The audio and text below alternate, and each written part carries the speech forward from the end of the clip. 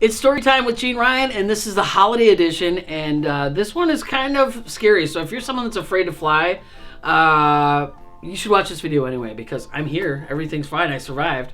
So I was flying to New Jersey to see my sister, flying from Minneapolis, so I was flying by myself. Everything was fine. I'd flown there a million times before.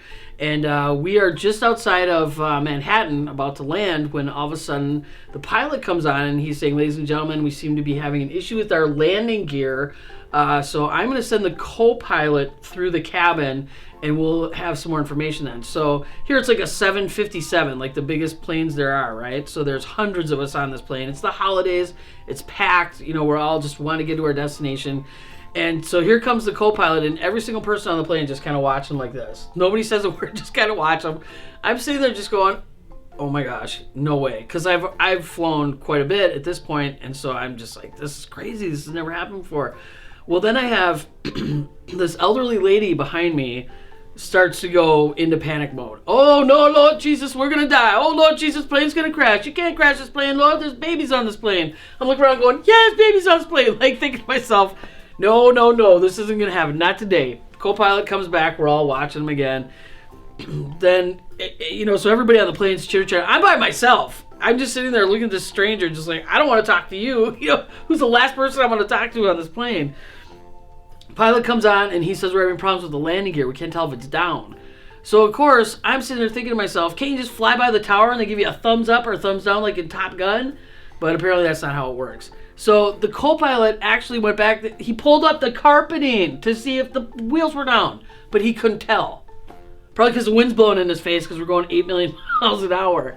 So then he had said everybody on the plane had to get in the crash position. So I'm telling you, if you're someone afraid to fly, you hit a bunch of turbulence, you hear weird noises, till they tell you to get in crash position, you're good to go. Believe me, because that's when you know it's on.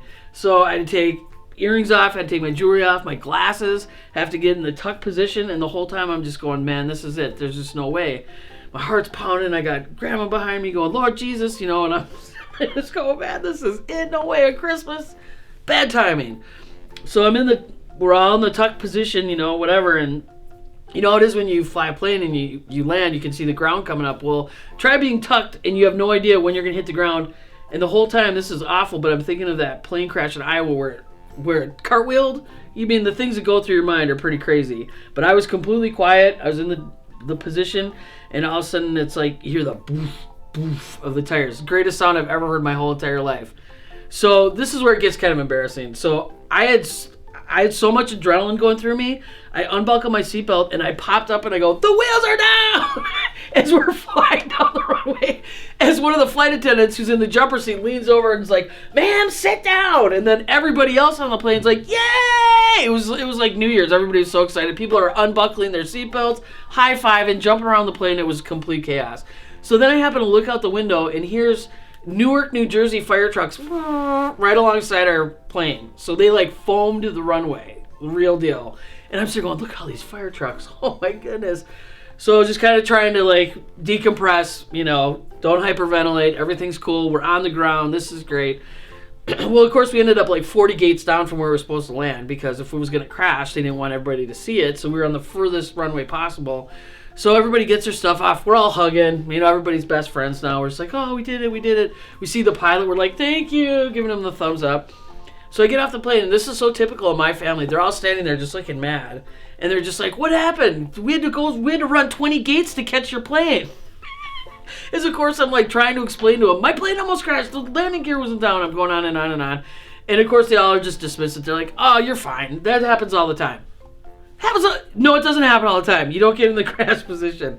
But in the end, I'm grateful that it was on my flight there, because I'm not going to lie, I was kind of a little spooked to get on the plane again, but I had to fly home. And I've flown many, many times since. So the moral of the story again, unless they say get in the crash position, you're good to go. Don't ever worry when you're on a flight.